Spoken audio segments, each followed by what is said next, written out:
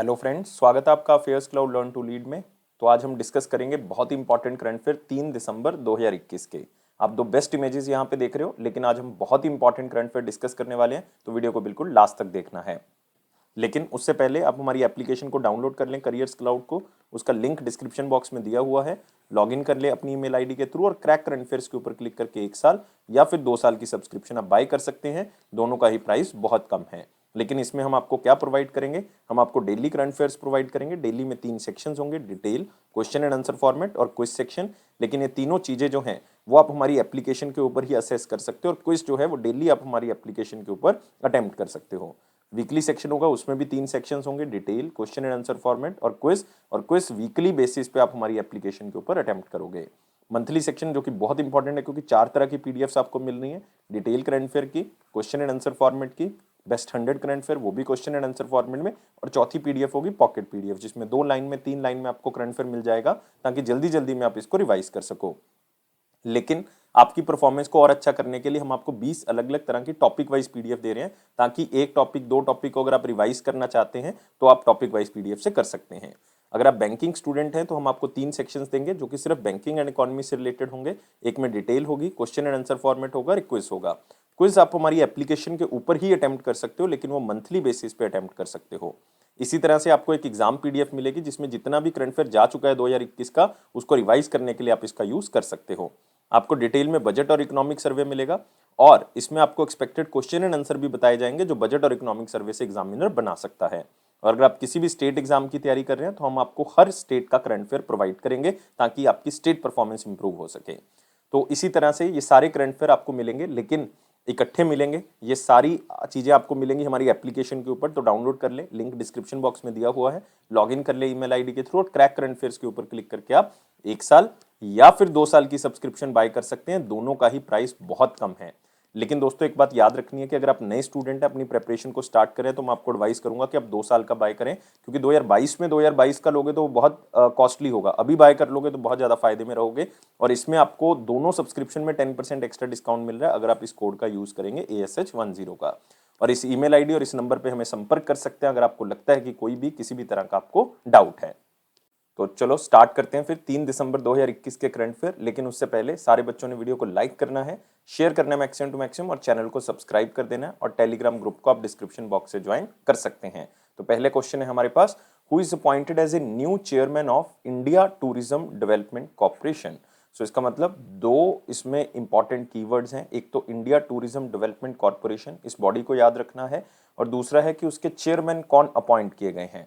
और ये बहुत ही रिनाउंड फिगर है, मेरे ख्याल से हर बच्चे ने इसको सुना होगा, और ये हैं हमारे पास संबित पात्रा जी। तो आंसर क्या होगा इसका? सी होगा।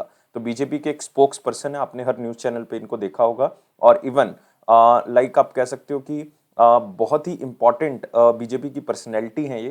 तो ये चेयरमैन बनाए गए हैं बहुत इंपॉर्टेंट ऑर्गेनाइजेशन के, इंडिया टूरिज्म डेवलपमेंट कॉर्पोरेशन के।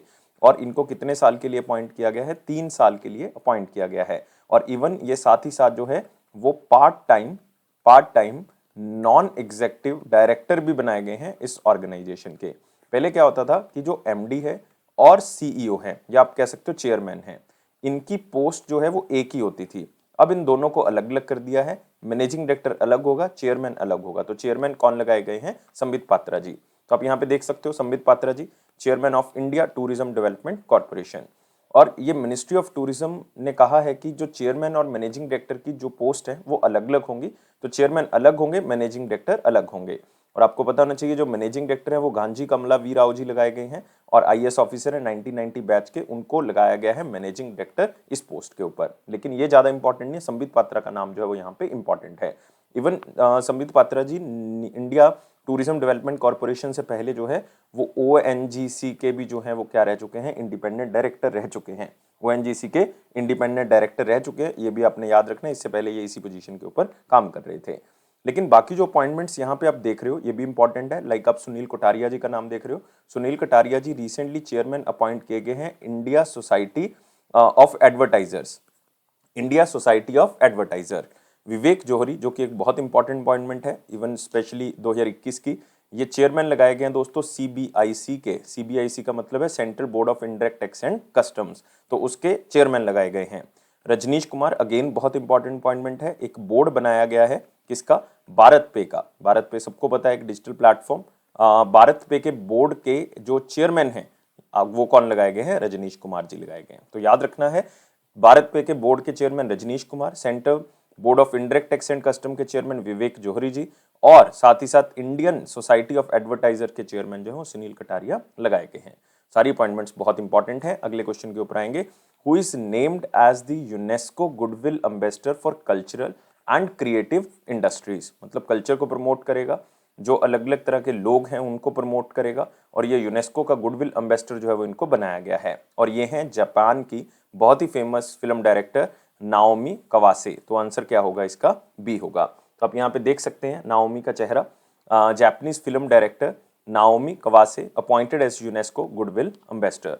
और इवन उनको ये इसलिए काम सौंपा गया है क्योंकि वो कल्चर और क्रिएटिविटी के ऊपर बहुत ज़्यादा काम कर चुकी है। इवन खास करके अलग अलग तरह की सोसाइटीज़ में, स्पेशली अफ्रीकन सोसाइटी के अंदर, अफ्रीका के अंदर उन्होंने बहुत ज़्यादा वुमेन को आगे बढ़ाने के लिए बहुत काम किए हैं, specially for girls and women and to support the objectives of the UNESCO.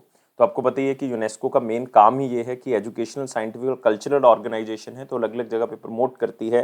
आप कह सकते हो कि वुमेन एम्पावरमेंट को भी प्रमोट करती है। तो उसी को ये नाओमी जो है वो अपने फिल्म करियर के दौरान जो है उन्होंने बहुत ज़्यादा, आप कह सकते हो कि फिल्म इंडस्ट्री के अंदर बहुत ज़्यादा लोगों को रिप्रेजेंट किया है, बहुत ज़्यादा जो वुमेन रिप्रेजेंटेशन है वो उन्होंने की है।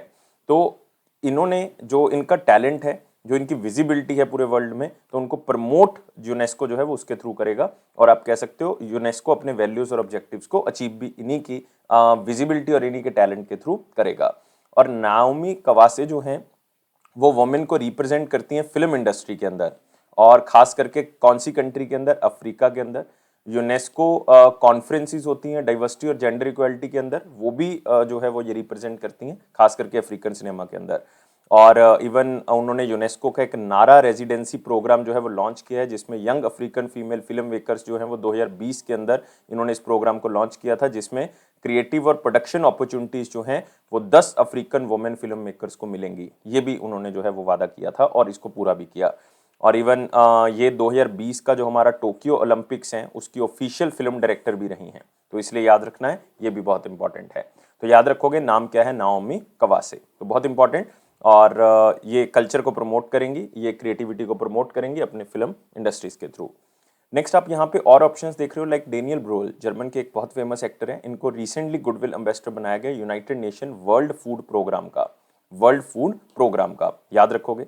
Next Natalia Vodianova, Natalia Vodianova goodwill ambassador बनाई गई यूनाइटेड नेशन पॉपुलेशन फंड के, यूनाइटेड नेशन पॉपुलेशन फंड के।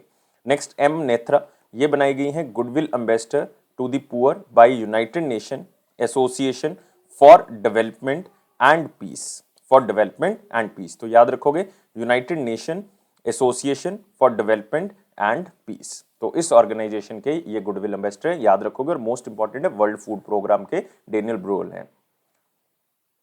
अगला आते हैं, who became the world's number 1 cooperative, सबसे नंबर 1 कोऑपरेटिव जो है कौन सी है पूरे वर्ल्ड के अंदर, according to the 10th annual world cooperative monitor report. और इसके अंदर इंडिया की दोस्तों कोऑपरेटिव है, और इंडिया की कोऑपरेटिव का नाम क्या है? इफ्को। तो याद रखोगे इफ्को का मतलब है Indian farmer fertiliser cooperative limited. तो इनको बनाया गया है, आप कह सकते हो इन्होंने नंबर 1 रैंक जो है वो हासिल किया है टॉप 300 कोऑपरेटिव्स में पूरे वर्ल्ड के अंदर। और ये 10th एडिशन है वर्ल्ड कोऑपरेटिव मॉनिटर रिपोर्ट का। 2020 में भी इफ्को का रैंक सेम था, इस बार भी जो है वो रैंक नंबर 1 पे है। और ये रिपोर्ट दोस्तों मेन 2 ऑर्गेनाइजेशन ने पेश की है, एक तो इंटरनेशनल कोऑपरेटिव अलायंस और दूसरी हमारे पास European Research Institute on Cooperatives and Social Enterprise. लेकिन आपको याद रखने की जरूरत नहीं कि ये रिपोर्ट किसने दी है। तो आप यहाँ पे देख सकते हो IFFCO rank number 1 cooperative in the world among top 300 cooperatives in the 10th annual world cooperative monitor. Even 9th में भी इनका रैंक पहला था। तो वर्ल्ड कोऑपरेटिव मॉनिटर जो है एक प्रोजेक्ट है जो डिजाइन किया गया economic organisation and social data के बेसिस पे, जो कि कोऑपरेटिव्स का पूरे वर्ल्ड वाइड पे अवेलेबल है। तो इन सब चीजों को देख के है इस रैंकिंग को कंपाइल किया गया।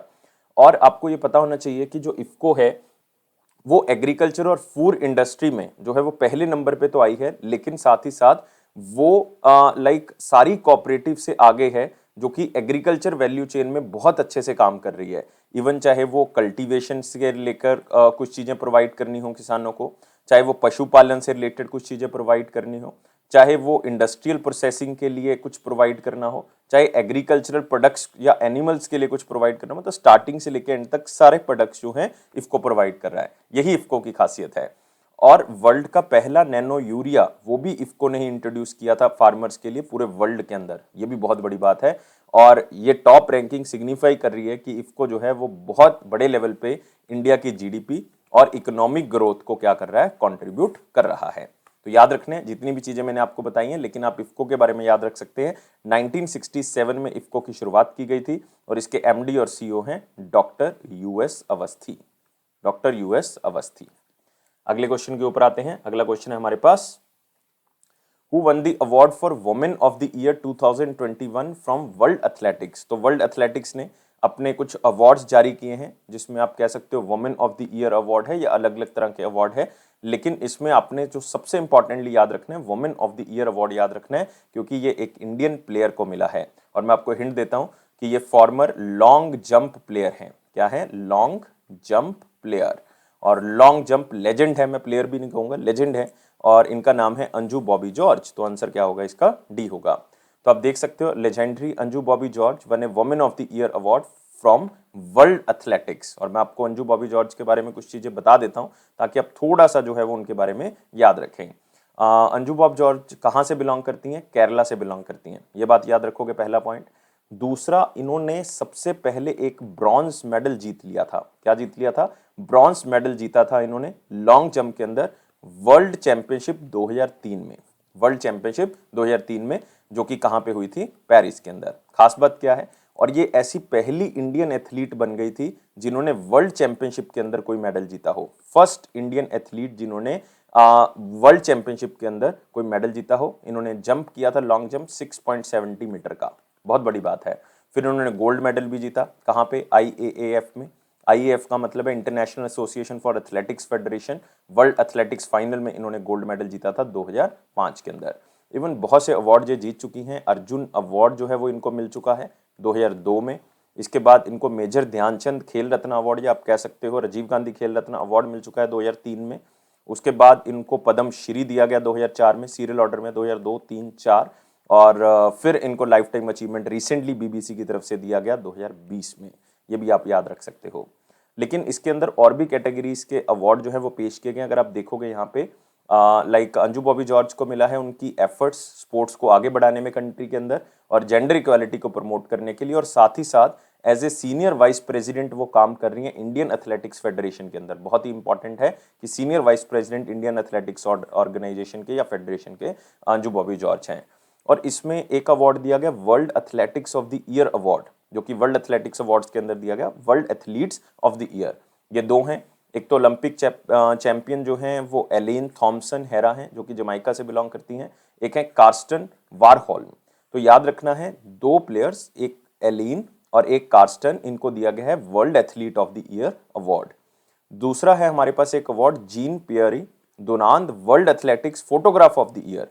ये मिला है रियान पियर्स को, और ये photograph of the women high jump qualifying at the Tokyo Olympic games के लिए उनको मिला, लेकिन बहुत ज्यादा याद रखने की जरूरत नहीं, नाम याद रखें। और ये जीन पियरी कौन है?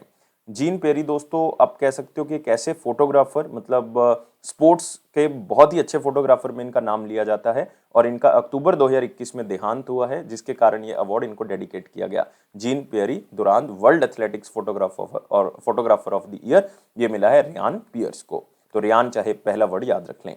और फीमेल राइजिंग स्टार किसको मिला है? आथिंग मू को, जो कि यूएसए से बिलोंग करती हैं। और मेल राइजिंग स्टार जो है वो एरियन नाइटन को मिला है, ये यूनाइटेड स्टेट्स ऑफ अमेरिका से ही बिलोंग करते हैं। तो ये भी आपने नाम याद रखना है। तो female rising star, male rising star, world athlete कौन है, और Anju Bobby George women of the year का अवार्ड मिला है। लेकिन इसमें एक ऑर्गेनाइजेशन का बार बार हम नाम ले रहे हैं, और वो ऑर्गेनाइजेशन है world athletics. World athletic organisation दोस्तों 1912 में बनाई गई थी। इसका जो हेडक्वार्टर है वो है मोनाको। मोनाको कहां पे दोस्तों? यूरोप के अंदर है। अगले क्वेश्चन के ऊपर आते हैं। अब है हमारे पास वेरी इंपॉर्टेंट क्वेश्चंस, लेकिन वीडियो को लाइक कर दें, शेयर कर दें और चैनल को सब्सक्राइब कर दें, और टेलीग्राम ग्रुप को डिस्क्रिप्शन बॉक्स से ज्वाइन कर लें। और क्वेश्चन क्या है? What is the theme of G20 leader summit 2022? तो आपको पता होना चाहिए कि नवंबर 2020 से लेके दिसंबर 2020 से लेके, एक बार इसको रब कर देते हैं। अब देखो थीम G20 लीडर समिट 2022 का क्या है, वो है, अगर आप ध्यान से देखोगे, दिसंबर 2020 से लेके नवंबर 2021 तक जो चेयरमैनशिप थी वो किसके पास थी, मतलब जो लीडरशिप थी G20 का जो हेड था वो कौन सी कंट्री थी, इटली। तो इसका मतलब जितनी भी लीडर समिट हुई हैं G20 से रिलेटेड वो कहाँ पे हुई होंगी, इटली के अंदर। लेकिन इसीलिए अब दिसंबर 2021 से लेके आगे नवंबर 2022 तक जो है वो ये लीडरशिप चली गई है इंडोनेशिया के पास। तो याद रखना है अभी G20 की चेयरमैनशिप किसके पास है, इंडोनेशिया। नेक्स्ट आगे अगर आप ध्यान से देखोगे दिसंबर 2022 से लेके ये चलेगी नवंबर 2023 तक, तो ये किसके पास चली जाएगी, इंडिया के पास। इसका मतलब 2023 में G20 की प्रेसिडेंटशिप किसके पास होगी, इंडिया के पास। लेकिन अभी हम बात करें अगले साल की 2022 की, जो अभी स्टार्ट हो चुका है दिसंबर 2021 से लेके नवंबर 2022 तक, इंडोनेशिया के पास है। कौन से थीम के ऊपर बात होगी, रिकवर टुगेदर रिकवर स्ट्रॉन्गर। ये क्या होगा, थीम होगा G20 लीडर समिट का। तो आप यहाँ पे देख सकते हो, India joins G20 troika to work closely with Indonesia Italy. अब देखो इसमें एक बहुत इंपॉर्टेंट कीवर्ड है ये ट्राइका। क्या है ये ट्राइका? ट्राइका का दोस्तों बेसिकली मतलब होता है कि जो पुरानी लीडरशिप है जिसके पास करंट है, जिसके पास आने वाली है, इन तीनों कंट्रीज को अगर मिला देते हैं तो हम उसको किस नाम से जानते हैं, ट्राइका। मतलब पुरानी किसके पास थी, पास्ट वाली किसके पास थी, इटली के पास। प्रेजेंट वाली किसके पास है, प्रेजेंट वाली है इंडोनेशिया के पास। नेक्स्ट है आने वाली किसके पास है, फ्यूचर वाली इंडिया के पास आएगी। तो इसका मतलब इन तीनों कंट्रीज के ग्रुप को क्या कहोगे, ट्राइका। तो आप देख सकते हो ट्राइका एक ऐसा ग्रुप है जो कि प्रीवियस, करंट और नेक्स्ट G20 प्रेसिडेंसीज को लेके चलता है और इंडिया ने इसको ज्वाइन कर लिया है। और आप कह सकते हो कि G20 प्रेसिडेंसी जो है वो 1 दिसंबर को स्टार्ट होती है, 31 नवंबर को खत्म होती है और G20 ट्राइका में इंडिया जो है वो ऐड हो चुका है। देखो कितनी इंपॉर्टेंट चीज आपको इसमें पता लगी है। और इंडिया जो है वो फाउंडिंग मेंबर है, आप याद रख सकते हो G20 ग्रुप का। जब से G20 बना है, कौन सी ईयर में बना है, 1999 में। और कितनी कंट्रीज मेंबर हैं G20 की, 19 कंट्रीज मेंबर हैं और एक ऑर्गेनाइजेशन जो है वो मेंबर है, उस ऑर्गेनाइजेशन का नाम है यूरोपियन यूनियन। तो टोटल मेंबर्स कितने हो जाएंगे, 20।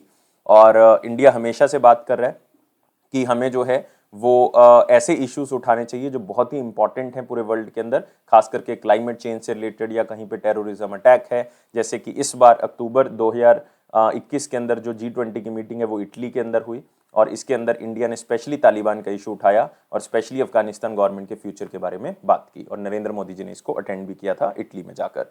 तो जितनी भी चीजें मैंने बताई हैं याद रखनी है। अगले क्वेश्चन के ऊपर आते हैं। कौन सी कंपनी ने एक MOU साइन किया है कि वो इंडियन यूथ को स्किल करेगी और स्किल भी जो है वो कहाँ पे प्रोवाइड करेगी, फाइनेंशियल टेक्नोलॉजिकल लेवल पे जो है वो उनको प्रोवाइड करेगी ताकि फ्यूचर रेडी बन सके फाइनेंशियल टेक्नोलॉजिकल स्किल्स के थ्रू। और ये उन्होंने MOU साइन किया है मिनिस्ट्री ऑफ स्किल के साथ, मतलब स्किल डेवलपमेंट मिनिस्ट्री के साथ इसको साइन किया है और ये ऑर्गेनाइजेशन है पेटीएम। तो आंसर क्या होगा, ए होगा। तो पेटीएम ने ये टाई अप किया है डिपार्टमेंट ऑफ जनरल ट्रेनिंग के साथ, DGT के साथ, ताकि वो स्किल्स प्रोवाइड करे और मिनिस्ट्री ऑफ स्किल डेवलपमेंट के अंडर आ जाती है ये। और ये 6,000 इंडिविजुअल्स को ट्रेनिंग प्रोवाइड करेंगे अगले 3 साल के अंदर। कौन सी फील्ड के अंदर, फाइनेंशियल टेक्नोलॉजिकल प्लेटफॉर्म के अंदर। तो पेटीएम ने ये एग्रीमेंट साइन किया है। तो 6,000 इंडिविजुअल्स को 3 साल के लिए ट्रेनिंग प्रोवाइड करेगी फाइनेंशियल टेक्नोलॉजिकल इंडस्ट्री के लिए। और ये ट्रेनिंग के अंदर 6 महीने का एक प्रोग्राम भी करवाया जाएगा जो कि पेटीएम की तरफ से, या आप कह सकते हो डायरेक्टरेट ऑफ जनरल ट्रेनिंग की तरफ से जो है वो डिजाइन किया गया है। और इस कोर्स को लेते हुए ट्रेनी जो भी होंगे उनको लेटेस्ट इंटरनेट ऑफ थिंग्स जो हैं, कोई भी चीजें हैं, नए प्रोडक्ट्स के बारे में जानकारी दी जाएंगी, फाइनेंशियल सर्विसेज के बारे में जानकारी दी जाएंगी, प्रोफेशनल स्किल्स जो हैं वो उनको प्रोवाइड की जाएंगी, कम्युनिकेशन, सेल्स, जॉब ट्रेनिंग, ये सारी चीजें उनको बताई जाएंगी ताकि नई से नई टेक्नोलॉजी से वो जागरूक हो सकें। और इवन पेटीएम ने ये भी कहा है कि जो हमारे ट्रेनिंग कोर्सेज को पूरा करेंगे उनमें से कुछ विद्यार्थियों, उनमें से कुछ ट्रेनियों को हम जो हैं वो एम्प्लॉयमेंट भी प्रोवाइड करेंगे, मतलब उनको एम्प्लॉयमेंट भी दी जाएगी। इसका मतलब मेन एम जो है वो यही है कि नया ह्यूमन रिसोर्स बनाया जा सके और उनको नई ट्रेनिंग तरह की नई इंडस्ट्री स्किल्स जो है प्रोवाइड की जा सके ताकि देश को सक्षम बनाया जा सके। लेकिन इसमें मोस्ट इंपॉर्टेंट ऑर्गेनाइजेशन आपके लिए पेटीएम ही है। पेटीएम के जो फाउंडर और CEO हैं वो विजय शेखर शर्मा हैं। विजय शेखर शर्मा, इसको इस्टेब्लिश किया गया 2010 में। हेडक्वार्टर इसका कहाँ पे, नोएडा। हेडक्वार्टर सबसे ज्यादा बार पूछा जाता है और फाउंडर पूछे जाते हैं। अगले क्वेश्चन के ऊपर आएंगे, कौन सी स्टेट ने 1 दिसंबर को इंडिजीनियस फेथ डे जो है वो सेलिब्रेट किया। तो एक स्टेट है जो इंडिजीनियस फेथ डे जो है वो सेलिब्रेट करती है स्पेशली फॉर अपनी इंडिजीनियस कम्युनिटीज के लिए, ताकि एक दूसरे के ऊपर विश्वास जो है वो बढ़ाया जा सके, और ये स्टेट है अरुणाचल प्रदेश, क्योंकि बहुत ज़्यादा ट्राइब्स हैं यहाँ पे। तो इंडिजीनियसली ट्राइब्स जो यहाँ पे रहती हैं वो आपस में इंटरेक्ट करें और अपने ट्रेडिशनल प्रैक्टिसेस के ऊपर विश्वास रखें और उसी को आगे बढ़ाते रहें, इसी चीज़ को प्रमोट करता है ये indigenous faith day. Arunachal Pradesh की हम बात कर रहे हैं तो यहाँ पे देख सकते हो अरुणाचल प्रदेश के चीफ मिनिस्टर पेमा खांडू जी, और उन्होंने इसका उद्घाटन भी किया। और दिसंबर 1 जो है वो इसलिए मनाया जाता है क्योंकि ये बर्थ एनिवर्सरी है किसकी, गोल्गी बोते तालोम रुकबो की, जो कि फादर ऑफ इंडिजीनियस फेथ माने जाते हैं। और इंडिजीनियस फेथ और कल्चरल सोसाइटी जो अरुणाचल प्रदेश की है वो अलग अलग कस्टम्स, अलग अलग फेथ जो इंडिजीनियस ट्राइब्स हैं अरुणाचल प्रदेश की, उसको प्रिजर्व रखने में हेल्प करता है। तो आप कह सकते हो जो जो अलग अलग ट्राइब्स हैं उनके अलग अलग लाइक ट्रेडिशंस हैं, उनकी पुरानी कुछ चीज़ें चलती आ रही हैं, तो उनको बचा के रखना ये इस सोसाइटी का काम है। और इंडिजीनियस फेथ डे जो फर्स्ट टाइम मनाया गया था वो मनाया गया था 2013 में, मतलब 2013 में इसको डिक्लेयर किया गया था। और आपने अरुणाचल प्रदेश के बारे में याद रखना है, चीफ मिनिस्टर जो है वो पेमा खांडू जी हैं, और साथ ही साथ जो चीफ मिनिस्टर तो हो गए, गवर्नर जो हैं वो बीडी मिश्रा जी हैं, BD Mishra, brigadier BD Mishra ji. अगले क्वेश्चन के ऊपर आते हैं, कौन सा बैंक है जिसने एक सेविंग बैंक प्रोडक्ट जो है वो लॉन्च किया लेकिन स्पेशली फॉर द वुमेन, उसका नाम क्या है, महिला मित्रा प्लस, मतलब महिलाओं को सपोर्ट करने के लिए एक ऐसा सेविंग बैंक प्रोडक्ट जो है वो दिया है इस बैंक ने, ताकि वुमेन को सक्षम बनाया जा सके, उनको हर तरह की जरूरतों को पूरा किया जा सके। नाम है महिला मित्रा प्लस, और ये किस बैंक का काम है, फेडरल बैंक का काम है। तो आंसर क्या होगा इसका, बी होगा। तो इसमें क्या होगा कि वुमेन को इनकरेज किया जाएगा कि वो 2 जीरो बैलेंस सेविंग अकाउंट जो है वो अपने नाम पे ले सकती हैं अपने बच्चों के लिए। और ये बहुत बड़ी बात है क्योंकि बच्चों के नाम से सेविंग की जा सकती है उनको आगे बढ़ाने के लिए। इससे क्या होगा कि जो वो फाइनेंशियल प्लानिंग करना चाहती हैं आगे के लिए, तो वो भी यहाँ पे हो सकती है, और इन्वेस्टमेंट करना चाहती हैं उनके नाम से वो भी यहाँ पे कर सकती हैं। और इस जो ये सेविंग हमारा प्रोडक्ट है जो फेडरल बैंक की तरफ से स्टार्ट किया गया है, इसमें और भी सुविधाएं हैं, जैसे कि आप कह सकते हो इसमें इंटरेस्ट रेट जो है वो क्या होगा, लो दिया जा रहा है। मतलब अगर आप लोन लेती हैं, होम लोन लेती हैं, तो इसका मतलब इसमें इंटरेस्ट रेट जो है वो कम दिया जाएगा। नेक्स्ट, इसमें इंश्योरेंस साथ में जो है वो प्रोवाइड किया जा रहा है। होम लोन के ऊपर कोई भी प्रोसेसिंग फीस नहीं है, और वगैरह वगैरह इस तरह के जो फीचर हैं वो सारे के सारे वुमेन को दिए गए हैं। तो जेंडर इक्वालिटी, जेंडर डाइवर्सिटी जो है वो मेन थीम है, क्योंकि इसी के थ्रू जो है वो फेडरल बैंक काम कर रहा है कि हमने इन्वायरमेंट, सोशल और गवर्नेंस के ऊपर जो है वो काम करना है, खास करके जेंडर डाइवर्सिटी को हमने प्रमोट करना है। तो अब देख सकते हो फेडरल बैंक के द्वारा इसको स्टार्ट किया गया। मेन चीज याद क्या रखनी है, महिला मित्रा प्लस नाम याद रखेंगे। फेडरल बैंक जो है वो 1931 में बनाया गया। इसका हेडक्वार्टर जो है वो अलुवा के अंदर है, अलुवा केरला के अंदर, और इसकी टैगलाइन है your perfect banking partner, your perfect banking partner. और इसके सीईओ और मैनेजिंग डायरेक्टर हैं श्याम श्रीनिवासन। अगले क्वेश्चन के ऊपर आते हैं, Which bank announced a partnership with Worldline to enable EMI payments? देखो क्वेश्चन बहुत सिंपल है, बैंकिंग स्टूडेंट्स के लिए इंपॉर्टेंट है। वर्ल्ड जो है वो बहुत इंपॉर्टेंट एक payment and transactional service firm है, कहाँ की, यूरोप की। तो वहाँ की एक कंपनी है। तो ये क्या प्रोवाइड करती है, पीओएस मशीन्स प्रोवाइड करती है, पॉइंट ऑफ सेल मशीन्स जो है वो प्रोवाइड करती है। तो अगर इस पॉइंट ऑफ सेल मशीन पे आप इस बैंक का कोई कार्ड यूज करोगे, तो वहां पे जितनी का भी आप सामान खरीदोगे उसको आप ईएमआई में कन्वर्ट करवा सकते हो, मतलब इक्वेटेड मंथली इंस्टॉलमेंट में कन्वर्ट करवा सकते हो, और वो है हमारे पास बैंक कोटक महिंद्रा बैंक। तो क्वेश्चन बहुत ही सिंपल हो गया अब तो, कि कोटक महिंद्रा बैंक ने वर्ल्ड लाइन के साथ पार्टनरशिप की है ताकि ईएमआई की ऑप्शन जो है वो डेबिट कार्ड के ऊपर मिल सके। तो कोटक डेबिट कार्ड ईएमआई जो है वो अवेलेबल होगी सारे कस्टमर्स को, रिटेलर्स को, जहां पे आप फैशन और इलेक्ट्रॉनिक प्रोडक्ट्स को खरीदोगे, और वहां पे आप वर्ल्ड लाइन की पॉइंट ऑफ सेल मशीन पे आप उसको ईएमआई में कन्वर्ट कर सकते हो। लेकिन एक इसमें कंडीशन है। कंडीशन क्या है कि मिनिमम परचेज जो है वो आपका 5,000 पाउंड का होना चाहिए, 5,000 पाउंड का होना चाहिए। लेकिन इसमें फ्लेक्सिबिलिटी है, आप रीपे कैसे भी कर सकते हो, 3 से लेकर 12 महीने के अंदर आप उसको पे कर सकते हो। लेकिन वर्ल्ड लाइन के बारे में याद रख सकते हो कि यूरोप की एक बहुत ही फेमस ऑर्गेनाइजेशन है, इसका हेडक्वार्टर फ्रांस के अंदर है। और कोटक महिंद्रा बैंक अपने आप में इंपॉर्टेंट है, उदय कोटक जी इसके हेड हैं, और हेडक्वार्टर इसका कहाँ पे है, मुंबई के अंदर। और दोस्तों इसकी टैगलाइन है let's make money simple, let's make money simple, याद रख सकते हो। अगला क्वेश्चन आता है, कौन से बैंक ने जो है वो USD 650 मिलियन के ग्रीन बॉन्ड इशू किए हैं, कहां पे? एक तो इंडिया इंटरनेशनल एक्सचेंज में, एक लग्जमबर्ग स्टॉक एक्सचेंज के अंदर, ताकि ग्लोबल इन्वेस्टमेंट भी जो है वो हो सके। कहां पे? ग्रीन बॉन्ड्स के अंदर। सबसे पहले आपको बताना चाहिए ग्रीन बॉन्ड क्या होते हैं। ग्रीन बॉन्ड का दोस्तों एक मकसद होता है कि एक ऐसा फिक्स्ड इनकम इंस्ट्रूमेंट होता है जो कि स्पेशली इसलिए लॉन्च किए जाते हैं ताकि फंड इकट्ठा किया जा सके ग्रीन प्रोजेक्ट्स के लिए। मतलब इन्वायरमेंट को हमने साफ रखना है, इन्वायरमेंटल प्रोजेक्ट्स के लिए, क्लाइमेट के लिए, जैसे मान लो इलेक्ट्रिक व्हीकल स्टेशंस बनाने हैं, इलेक्ट्रिक व्हीकल कार्स को लेके आना है, इलेक्ट्रिक व्हीकल चार्जिंग स्टेशन बनाना है, या और भी किसी भी तरह का क्लाइमेट, ये जस्ट एक एग्जांपल है। तो इस तरह की इन्वेस्टमेंट के लिए ग्रीन बॉन्ड्स इशू किए जाते हैं। अब क्या होगा कि इंडिया इंटरनेशनल एक्सचेंज या लग्जमबर्ग स्टॉक एक्सचेंज के अंदर जब लोग इन ग्रीन बॉन्ड्स को खरीदेंगे या कंपनीज इन ग्रीन बॉन्ड्स को खरीदेंगी, तो वो पैसा किसके पास आएगा? इस बैंक के पास आएगा। अब पैसा जब आएगा तो ये बैंक आगे इन ग्रीन बॉन्ड्स के अंदर इन्वेस्ट करेगा, और जिन लोगों ने बॉन्ड खरीदा उनको एक फिक्स इंटरेस्ट रेट जो है वो मिल जाएगा उसके ऊपर। और ये बैंक है हमारे पास स्टेट बैंक ऑफ इंडिया। तो आप देख सकते हो स्टेट बैंक ऑफ इंडिया ने 650 मिलियन ग्रीन बॉन्ड्स जो हैं, मिलियन डॉलर के ग्रीन बॉन्ड्स इशू किए हैं इंडिया इंटरनेशनल एक्सचेंज में और लग्जमबर्ग स्टॉक एक्सचेंज के अंदर। और ये लिस्टिंग ग्रीन बॉन्ड्स की लग्जमबर्ग स्टॉक एक्सचेंज के अंदर जो है वो नए ऑप्शंस जो है वो ओपन करेगी, जिसमें मार्केट डेवलपमेंट होगी और फंड रेज होगा, क्योंकि पैसा इकट्ठा होगा इसमें ग्रीन बॉन्ड से रिलेटेड। और एसबीआई ऐसा पहला पब्लिक सेक्टर बैंक है जो कि सस्टेनेबिलिटी रिपोर्ट पब्लिश करता है ग्लोबल रिपोर्टिंग इनिशिएटिव फ्रेमवर्क के तहत, जिसमें ये बताते हैं कि कहां कहां पे आपने इन्वेस्टमेंट की है, कौन कौन से ग्रीन प्रोजेक्ट्स के ऊपर इन्वेस्ट किया है। तो उसके अंदर एसबीआई पहला ऐसा बैंक बना है। और आपने ये भी याद रखना है, एसबीआई ने ग्रीन बॉन्ड्स के थ्रू अब तक $800 मिलियन जो है वो इकट्ठे कर लिए हैं, $800 मिलियन। और इंडिया इंटरनेशनल एक्सचेंज जो है वो इसी के ऊपर काम कर रहा है कि ग्रीन कॉरिडोर जो है वो बनाया जा सके। ग्रीन कॉरिडोर मतलब maximum to maximum funding green projects के ऊपर करवाई जा सके, और ये किसके साथ? लग्जमबर्ग स्टॉक एक्सचेंज के साथ मिलकर ऐसा किया जा रहा है, ताकि जो लाइक वहाँ के इन्वेस्टर हैं, ग्लोबल इन्वेस्टर हैं या यूरोप के इन्वेस्टर्स हैं, वो इसमें पैसा लगा सकें। बहुत इंपॉर्टेंट है। और एसबीआई के बारे में सबको पता ही है, तो अगले क्वेश्चन के ऊपर सीधा बढ़ेंगे। लेकिन इंडिया इंटरनेशनल एक्सचेंज के बारे में जान सकते हैं यहाँ पे। इंडिया इंटरनेशनल एक्सचेंज की स्थापना 2017 में की गई थी, और ये फर्स्ट इंटरनेशनल एक्सचेंज है जो इंटरनेशनल फाइनेंशियल सर्विस सेंटर पे एस्टैब्लिश किया गया गिफ्ट सिटी गांधीनगर के अंदर।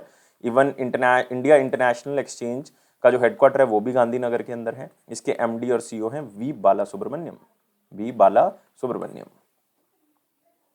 अगला आते हैं, वर्ल्ड बैंक ने 135 मिलियन डॉलर जो है वो लोन दिया है कौन सी स्टेट को, ताकि वो इलेक्ट्रिसिटी सप्लाई और उसकी एफिशिएंसी या रिलायबिलिटी को इंप्रूव कर सके, स्पेशली कुछ डिस्ट्रिक्ट्स के अंदर अपनी स्टेट की। और ये स्टेट है हमारे पास वेस्ट बंगाल। तो आंसर क्या होगा इसका? सी होगा।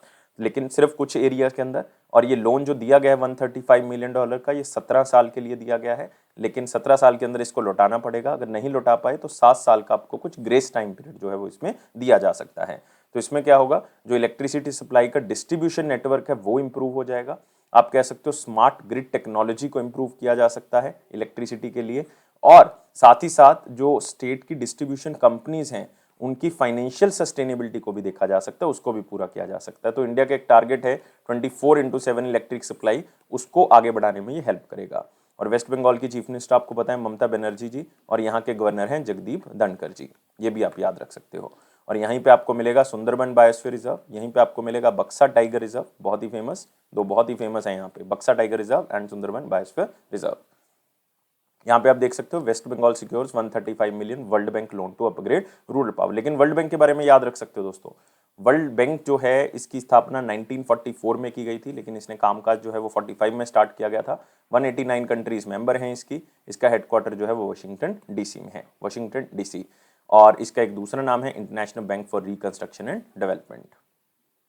अगला है, combined debt to GDP ratio of states is expected to remain at dash by the end of March 2022। मतलब जो अभी हमारा फाइनेंशियल ईयर 22 चल रहा है उसके अंदर जो डेट टू जीडीपी रेशियो है स्टेट्स की, वो कितनी एक्सपेक्टेड है। आरबीआई ने अपनी एक रिपोर्ट दी है, उसके अंदर उन्होंने बताया है कि इतनी रेशियो रह सकती है। और आप यहाँ पे देख सकते हो कि वो बेसिकली रिपोर्ट का नाम क्या है। रिपोर्ट का नाम है state finances, A study of budgets of 2021-22। और इस रिपोर्ट के तहत ये बताया गया है कि कितने percent debt to GDP ratio रहेगी, 31%, जो कि बहुत ज़्यादा है, क्योंकि आरबीआई का ऑलरेडी टारगेट है कि फाइनेंशियल ईयर 23 तक, मतलब आप कह सकते हो 2022-23 के अंदर हमने ये डेट रेशो जो है वो कितनी कर देनी है, 20% या उससे कम कर देनी है।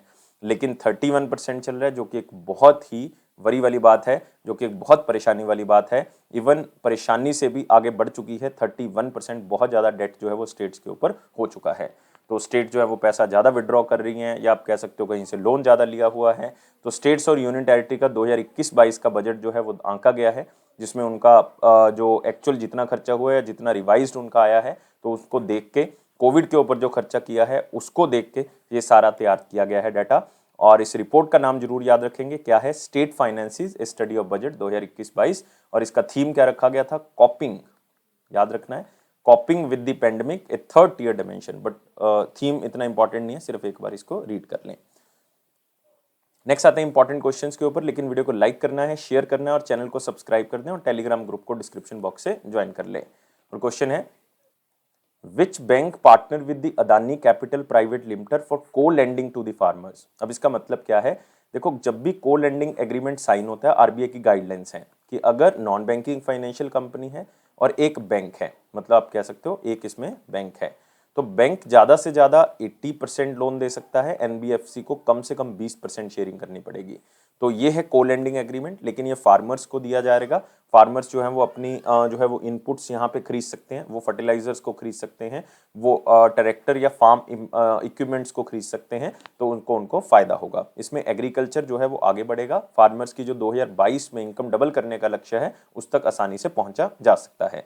तो एग्रीकल्चर के मैकेनिज्म को, जो भी उनकी इनपुट्स हैं उनको खरीदने के लिए किसानों को ये को लेंडिंग एग्रीमेंट के थ्रू लोन जो है वो दिया जाएगा। तो अदानी कैपिटल के साथ ये समझौता किया है स्टेट बैंक ऑफ इंडिया ने। फिर से स्टेट बैंक ऑफ इंडिया का नाम है, तो सिंपल वर्ड्स में इसको याद रखना है। नेक्स्ट एक रिपोर्ट है, climate disaster displace more people than conflicts now, world migration report 2022, जो कि एक बहुत इंपॉर्टेंट रिपोर्ट है। किसकी तरफ से दी जाती है, इंटरनेशनल ऑर्गेनाइजेशन फॉर माइग्रेशन, जो कि यूनाइटेड नेशन की ही एक ऑर्गेनाइजेशन है। उन्होंने 11th एडिशन इस रिपोर्ट का पेश किया है, वर्ल्ड माइग्रेशन रिपोर्ट 2022।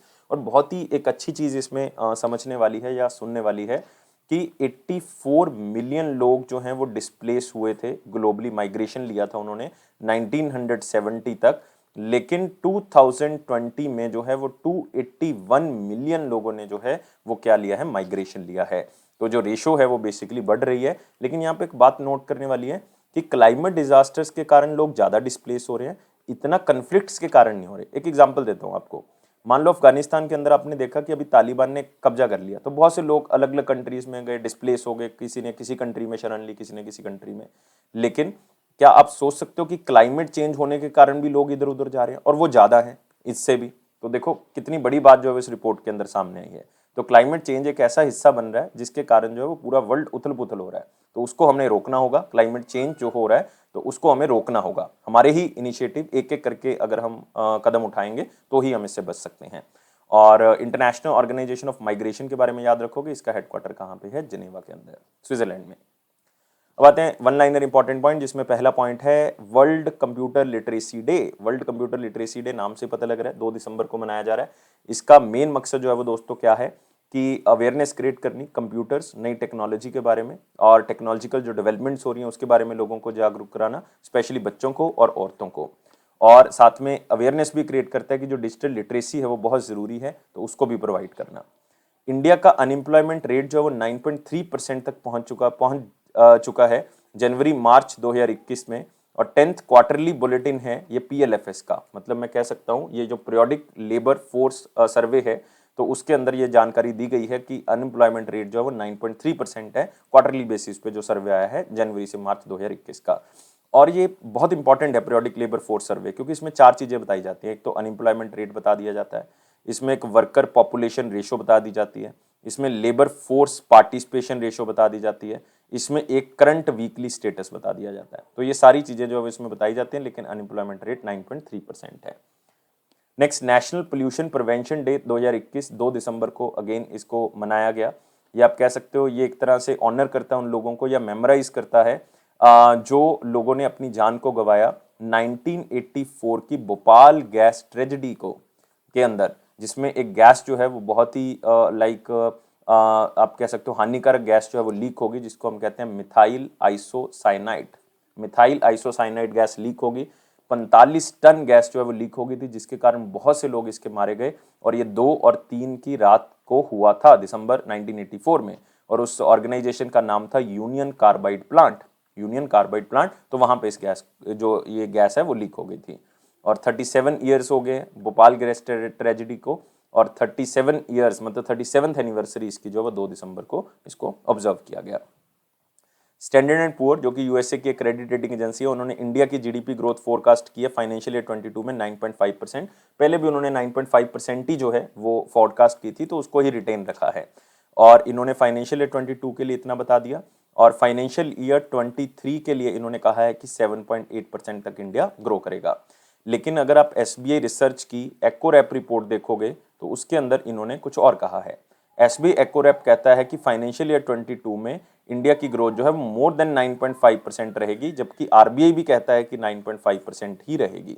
आरबीआई का क्या कहना है कि फाइनेंशियल ईयर 22 में जो ग्रोथ है वो 9.5% ही रहेगी। याद रख सकते हो। फिर से ओईसीडी क्या कहता है? ओईसीडी मतलब organisation for economic cooperation and development, ये कहता है फाइनेंशियल ईयर 22 में इंडिया की ग्रोथ 9.4% रहेगी। तो अगर आप ध्यान से देखोगे 9.4, 9.5, 9.5, तो ऑलमोस्ट इतने के आसपास जो है वो ये आइडिया लगा रहे हैं कि इतनी ग्रोथ रहनी चाहिए।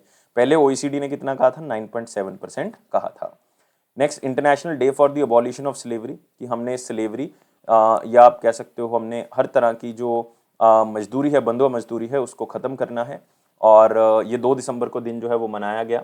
और आज के दौर में वैसे तो बंधुआ मजदूरी बहुत कम हो गई है, लेकिन और किसी भी तरह की स्लेवरी और किसी भी तरह का शोषण जो हो रहा है उसको हमने ख़त्म करना है। जैसे कि ह्यूमन ट्रैफिकिंग, इंसानों की लैब एज जो हो रही है उसको हमने रोकना है। सेक्सुअल एक्सप्लॉयटेशन जो हो रही है, चाइल्ड लेबर के साथ, हमने तो आर्टिकल 23 और 24 लिख दिया इंडियन कॉन्स्टिट्यूशन में कि हमने शोषण नहीं होने देना किसी भी तरह का, चाहे वो फोर्थ मैरिज है, चाहे चाइल्ड लेबर है, चाहे ह्यूमन ट्रैफिकिंग, हमने रोक देना है इसको। और इसी के ऊपर यह दिन मनाया जाता है और ये इंटरनेशनल लेबर ऑर्गेनाइजेशन की तरफ से खास तौर से इसको मनाया जाता है। आईएलओ 1919 में बनाया गया था, वर्ल्ड वॉर 1 के बाद। और इसके डायरेक्टर जनरल हैं गाय राइडर। और इसका जो हेडक्वार्टर है वो कहाँ पे है? जिनेवा, स्विट्जरलैंड में। अब आते हैं क्वेश्चन ऑफ द डे। 2 दिसंबर 2021 का क्वेश्चन क्या है? When a bank invest money mostly in the government bonds and security then it is known as. देखो यार, एक है private bonds. Private bonds risky हैं क्योंकि कंपनी कभी भी डूब सकती है। गवर्नमेंट बॉन्ड्स और सिक्योरिटीज में इन्वेस्ट करने का मतलब है मे बी आपको जो फायदा जो है वो थोड़ा सा प्राइवेट कंपनी के मुकाबले कम हो, लेकिन ये सिक्योर है क्योंकि गवर्नमेंट कभी भी डिफॉल्टर नहीं हो सकती। और इसका आंसर जो है वो बिल्कुल सही तरह से अगर आप देखोगे वो नैरो बैंकिंग आपको सामने आएगा। क्योंकि नैरो बैंकिंग का मतलब है कि इनके पास फंड्स जो हैं वो आप कह सकते हो थोड़े से नैरो हैं, लेकिन ये अपनी एक्टिविटीज जो है वो नैरो नहीं करती। मतलब इनकी एक्टिविटीज जो हैं वो बहुत ही अच्छे लेवल पे चलती हैं।